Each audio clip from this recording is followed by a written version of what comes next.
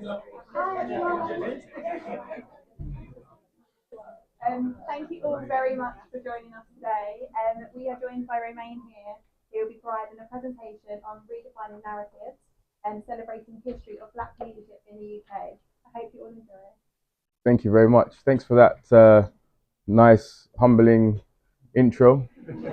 Um, I sense a good group of people. Good group of people in here today. I sense a good vibe. Very accommodating. There's snacks. There are refreshments. And yeah, I'm looking forward to giving the talk today. Before we start, I'd just like to introduce myself, just so you guys know who you're going to be spending your next hour with. My name is Romain Mohammed. I am the CEO and founder of an organization called Diversify. Diversify is an agency slash consultancy that's set up to bridge the gap for underrepresented and marginalized communities in the professional world, mainly the legal industry, financial services, and banking, as well as tech. Forgot tech. I'm also a researcher at Birkbeck, University of London, where I research race, identity, and belonging in post-war Britain. That's also the title, the subtitle of my book that's coming out. So yeah, that's kind of my area of expertise. But what I wanted us to do today was to look at redefining narratives, which is a celebration of Black leadership or the presence of Black people in the UK. When we think of Black history, what do we usually think about? What is the first things that come into our mind? And I'm going to open the floor because I want this session to not be a lecture per se. We're not in university anymore. I want it to be a conversation. I want it to be a journey between myself and yourselves for the next hour. And that's the best way for us to learn, for it to be engaging rather than me talking at you. You agree?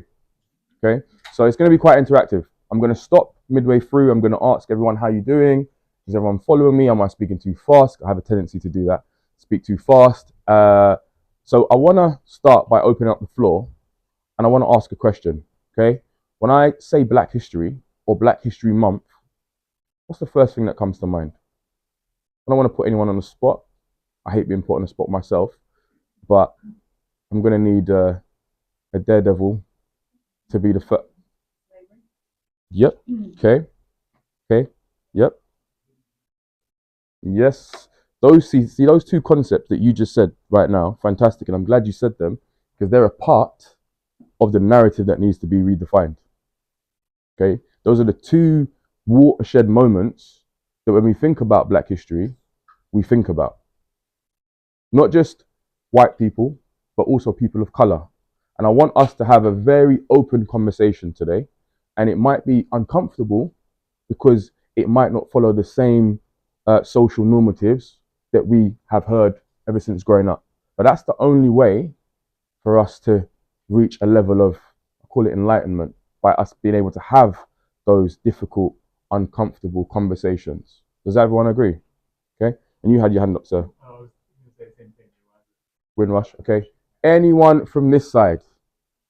You've got to represent because this side is. Do you remember when you was in school and you had top set, bottom set? You know where I'm going with it, don't you?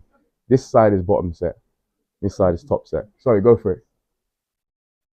Civil rights, yeah. America or the UK? America. So when we think about, again, when we think about Black history, we think about civil rights, we never think about the UK. We only think about America. Like to say America had the monopoly on race relations, racism, and the civil rights movement. When actually we had a budding civil rights movement here. When we talk about the Bristol bus boycotts in 1963, anyone heard of that before? No, but we've heard of the Alabama bus boycotts in America, right? So this is the kind of narrative that we want to really start to question.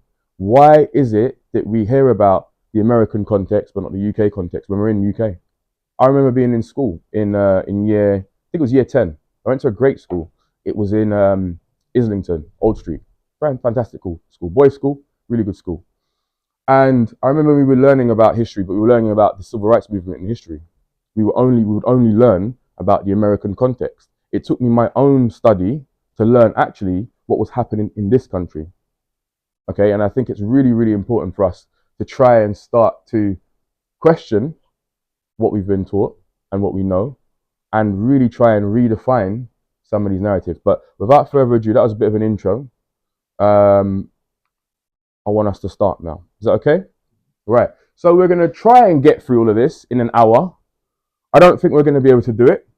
It's quite a lot. It's almost trying to cover 10,000 years worth of history in an hour, which I think is quite reductionist and naive to think that we're going to be able to do that. But we're going to try and do as much as we possibly can. Okay. So we're going to start by doing the introduction, which we've already done. So we've hopefully saved some time there. And then we're going to look at the early black presence in the UK, which is a formation of multiple eras. We've got prehistoric Britain, and then we've got Britain that goes up until the end of the Tudor period. Okay, that's that particular period. And we're going to look at particular individuals, black individuals, who were key players in this period. Okay, but we don't know about them because we only think, or we've only been taught one specific narrative. And that's part of what we want to try and redefine. Does that make sense? Great stuff. Great audience, by the way. Very engaging. Eye contact. Amazing. I love it. So, and we'll try and get through as much as we can get through. And I might actually try to get through this part because we've made a point of talking about the civil rights movement, haven't we? We've made a point of talking about civil rights in America. So I actually want to get through this part as well. Okay? Because it's something I think it's really, really important. And how we define and how the definitions of even things like color, the term color, how we now use the term black to describe people of African descent. Before the civil rights movement in the UK, we use the term colored, which is obviously a term that is filled with a number of different negative connotations. But that was the term that was used before the civil rights movement in the UK. Okay, so these are some slight nuances that